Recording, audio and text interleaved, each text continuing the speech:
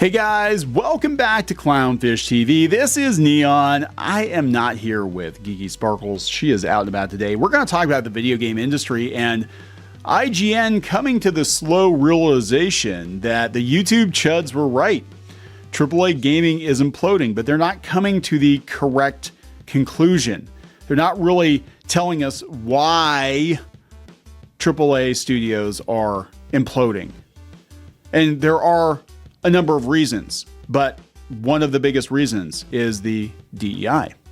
DEI mandates being shoved into every title and the backlash against that. And again, this is a bigger push against that than just one single game. It's basically gamers have decided that they've had enough. They're not going to spend their money on not only DEI infused games, but games that are predatory. Right? And we've seen a lot of that, or games that are unfinished, or games that are lazy. If you're going to ask for $70 for a game, $80 for a game in some cases $100 and some dollars a game, those games better be pretty damn good, because you can go out to Steam and you can pick up a great indie title for like $10, $20. And we're seeing some really, really good stuff come out of the indie space. And this is really what we've been talking about. This is everything we've been saying, that gamers are going to turn away from AAA gaming and they're going to play smaller games from smaller studios. And a big deciding factor for a lot of gamers, not everybody, but for a lot of gamers, is going to be whether or not the game has any wokeness in it, whether or not it has any DEI in it. And people are keeping lists. They're keeping score. They're like, is your game ham-fistedly pushing politics? If it is, we're not going to buy it. We're not going to support it. Is it predatory? Is it pay to win? Is it, is it incomplete? Is it buggy as hell? Do the people working on it, are they constantly on Twitter talking about how they hate certain groups of people? And there are people keeping score of that. And gamers, they have long memories. So yeah, it's going to be really interesting going forward. If you're a developer, you might just have to stick to sports. You might just have to stick to developing games and keeping your own hot takes to yourselves. I'm just saying. And, also with the DEI stuff, it's not just the content of the game. It's also the people working on the games and whether or not they're qualified to be working on these games. Because we're seeing a lot of bugs. We're seeing a lot of problems. We're seeing a lot of, even basic, Assassin's Creed Shadows, basic research, like we're going to honor Japanese culture by making everything wrong. And then we don't know what we're going to do when the Japanese get mad. So let's talk about this. Again, really all it took for all of this stuff to change, was for the money to run out, the free money to run out. And now that there's no more venture capital to dip into, now the games have to sell. And if you're burning $400 million on a game like Concord and you're shutting it down after 2 weeks, guess what? You're not getting another turn at bat. It's not going to happen. So let's talk about this. Before we get into it any further, please subscribe for more pop culture news, views, and rants. Guys, go out to clownfish-.com, support the reef. We have exclusive content out there. We have exclusive merchandise out there. So check that out, please. It's much appreciated. We're trying to build as much off-platform as we can. We need to branch out beyond YouTube. Again, we have another video out there today. I'm not sure which order the videos are going to be in, but we're going to talk about YouTube censorship, and we're going to talk about just censorship everywhere. Yeah, it's all over the place. And you cannot be, I don't think, locked onto one platform. And, all the signs are there for years. So we're trying to spread out as much as we can. We also have an audio version of Clownfish TV. We have the Clownfish TV website.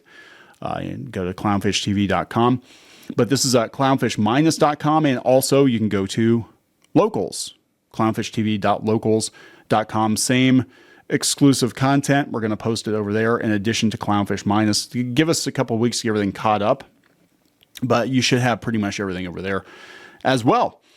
So let's talk about this. IGN posts with more and more studios closing, original IPs being scrapped mid-development, and numerous layoffs. A smaller scale and more creative approach may be the only way for the game industry to survive. Oh my God. But they're not pointing to the elephant in the room because they don't want to hurt their friends' feelings. The blockbuster games bubble has burst. The AAA industry's survival may depend on smaller scale, creatively diverse games. Oh my God, guys. Oh my God, just like back in the old days. Yeah, we need a team of like 5 people, 6 people maybe to put out a good indie game versus the 500 or 600 people that are on payroll for God knows what. And some of them are just there to be DEI hires because big corporations have to blow money. We need to doge the video game industry. Douche it and doge it. The video game industry is currently in the thralls of a paradox. For players, it could be argued we're in one of the greatest times for gaming. There's an incredible breadth of choice across consoles, handhelds, and PCs, made ever more accessible through gaming subscription services like, because people love that, Xbox Game Pass and PlayStation Plus. But from an industry perspective, things could not be more dire. Yeah, it's like every week somebody else is shutting down their studio. People are getting laid off.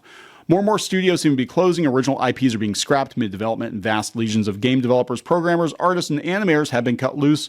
To put it simply, the AAA video game bubble has burst.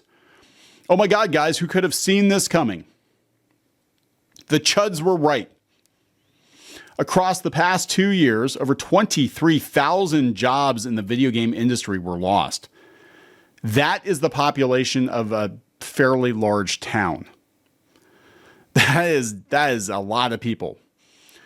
With a staggering 6,000 in January 2024 alone. Wait until January 2025, people. It's going to be brutal because I'm already hearing rumblings. We're looking at the sales forecast for this fall. And with the economy being the way it is, and the fact that we don't have any new consoles out, Sony and Nintendo are going to take hits. And it's not going to be a good situation. Over 30 video game development studios have ceased operations, including Arcane Austin, Volition, Firewalk Studios. That was an easy decision. They're the ones who made Concord, and they lost Sony like $400 million, almost $500 million after years of development. What's worse, this trend only shows signs of continuing rather than diminishing. How did we get here? Are you really asking that question? Do you really want an answer to that question? It's very easy. It's very easy to see how we got here. You stopped giving gamers what they wanted. You started lecturing gamers. You started telling them what they should want, what they shouldn't want. You started calling some of their favorite games problematic. You stirred up all kinds of shit in the industry to cause drama. You defamed and besmirched and smeared gamers all over the internet. And they rejected you. They closed their wallets, right? Closed. And that's exactly what happened. And it took a couple of years to get here. You weren't blindsided at all. You could not spend this amount of money on these games and expect people to just lap up every piece of shit that you shat out forever. And that's just it. There are options out there. People are going back to older games. There's a trend, even with Gen Z, to go back to older games. They're fascinated with 90s video games. N64, they love, and Gen Z loves N64. It's wild. N64 and Dreamcast, like they love those consoles. So there are so many games out there that people would rather play than the new slop. And you look at what's going on with, even Tomb Raider and changing classic characters. And, look at what happened. You can't even have Arkham, right? You had to ruin Arkham with Suicide Squad. You take these classic franchises and you hire unqualified people who are more concerned about activism. They come in, they ruin the franchise.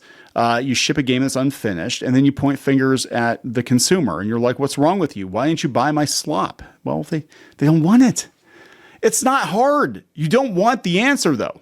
You don't want the answer. They're going to try to make some excuses here because people obviously are hungry for new games and they're hungry for new IP. Look at Black Myth. Look at Helldivers at first.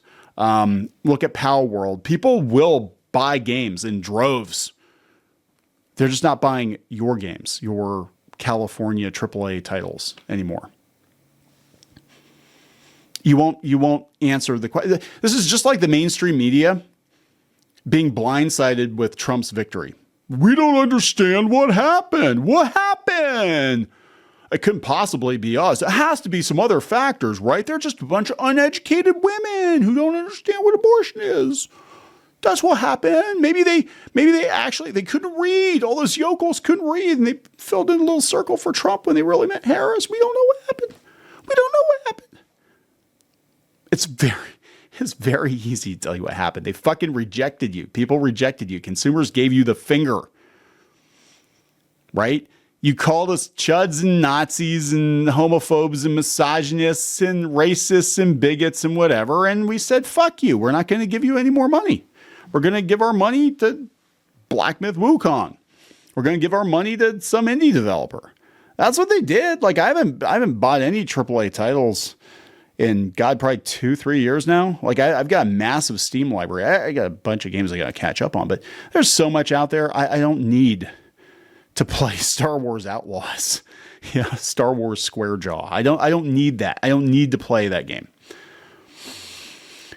How did it happen? All right, some analysts, because we have to hire people to figure this fucking stupid shit out. God, it's so stupid. Some analysts have concluded these closures and redundancies are a necessary remedy to companies having overextended themselves in response to inflated demand in the market during the COVID-19 pandemic. Have another video out there today. I don't know which order these are going to run in, but Hasbro's getting sued for lying to investors about the demand. Yeah. Well, that's undeniably a factor. I believe the truth lies in other gestating issues within the AAA project bubble. Yes, but the DEI stuff is a huge factor too. It is. I'm putting it out there. Just 5 years ago, AAA projects averaged $50 to $150 million. Today, the minimum is like $200 million. Call of Duty's new benchmark is $300 million. That's an insane amount of money to spend on a game. They said that Activision admitted that the competition and market authorities report on AAA development. It now takes the efforts of 1.5 studios just to complete the annual Call of Duty title. Or you could just, pull a Fortnite, it's Call of Duty, and we just update it every week. I don't know. I don't play Call. I haven't touched Call of Duty in probably 10 years. I don't really care. But I think it's ridiculous that it's just like FIFA. It's like they have a new version every year and it's really hit or miss. Just have Call of Duty and just update it. That's all you got to do. New missions, new skins, new gameplay mechanics. I don't know. It's far from just Call of Duty facing ballooning costs. In the same CMA report, an anonymous publisher admits that development costs for one of its franchises reached $660 million. $550 million of marketing costs on top of that. $1.2 billion game. That is more than Disney spends on a Marvel movie. To put that in perspective, Minecraft, the world's best-selling video game of all time, has of last year only achieved $3 billion. It took 12 years to reach that figure, having launched in 2011. Yeah, it was just one guy, too. A couple guys. I'm just saying. The realities of these budgets mean entire publishing houses are massively overstretched. They are now desperately facing the consequences. If their developers' huge projects don't make money immediately, they must die. Sega's sci-fi shooter hyper game Hyenas, what? I haven't even heard of that one, was in development at Creative Assembly for 7 years, and just as it was publicly playable, it was canceled. The reason Sega preemptively concluded Hyenas couldn't make its money back. Then don't greenlight the fucking thing in the fucking first place. People are fine with PS2, PS3 era graphics as long as the game's good. I'm just saying, like I said, Gen Z loves retro. Sega, you're going to make more money probably off another Space Channel 5 than you're going to make off of Hyenas.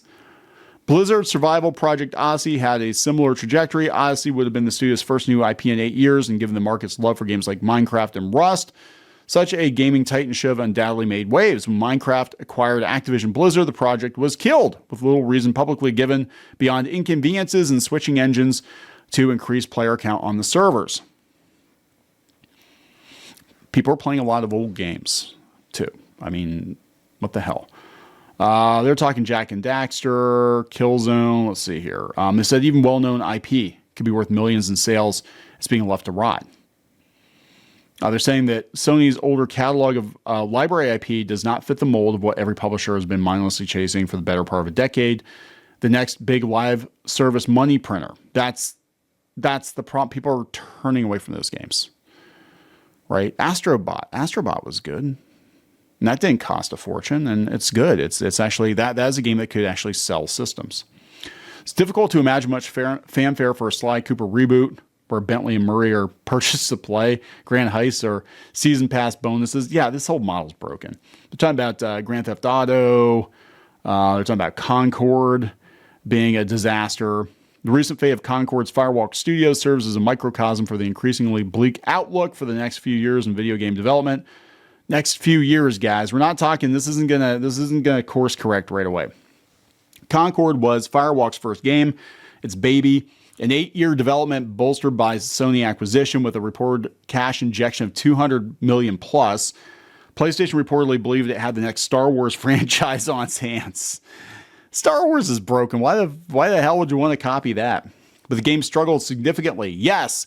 Why are you not saying the quiet part out loud? You're not.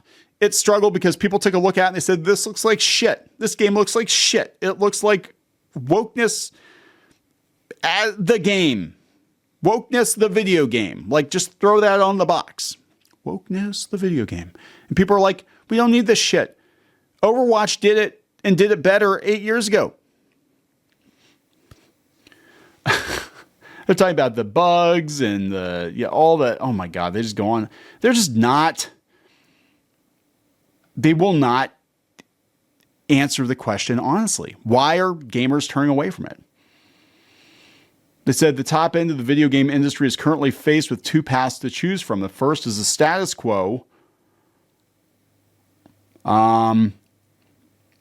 which isn't going to work. But they said the second is to just make cheaper games, right? No, there are a lot of things going on here. Just answer the fucking question, IGN. Why are gamers rejecting these games? Ask them. Ask the gamers. Don't ask the experts. Don't ask the analysts. You're afraid to ask the gamers because IGN is actually afraid of gamers, I think. But it's not hard to figure out, guys. It's really not. It's not hard. It's not hard to figure out. Right here. Here it is. Why are people rejecting AAA titles? Because this shit is rampant in AAA titles. Because people that are activists first, they want the biggest megaphone on the biggest platform, so they're naturally going to gravitate toward the biggest companies. Yeah. Kada, typical IGN, disregarding the actual issue gamers have. Yeah. Just answer the fucking question. It's not that hard. Same with the comic book industry. Answer the question. You're not going to like the answer, but you're not going to be able to move forward until you are honest with yourself as to why gamers are not buying these new titles. Why people are not buying your new comic books. Why they're going back to the old stuff. They'd rather play the old stuff. They'd rather read the old stuff. They'd rather watch the old stuff than the newer stuff that's been coming out.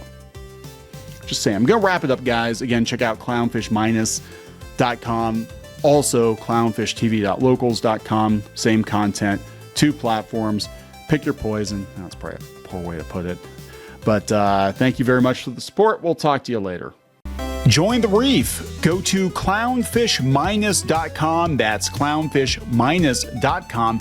You will get exclusive access to podcasts and videos and comic strips and more, as well as merch discounts. Check it out. If you were a member, you could get this t-shirt, this dismal t-shirt on our website. You'd get a 10% discount on that. You can also join in the community on clownfish-.com. Thank you so much for the support.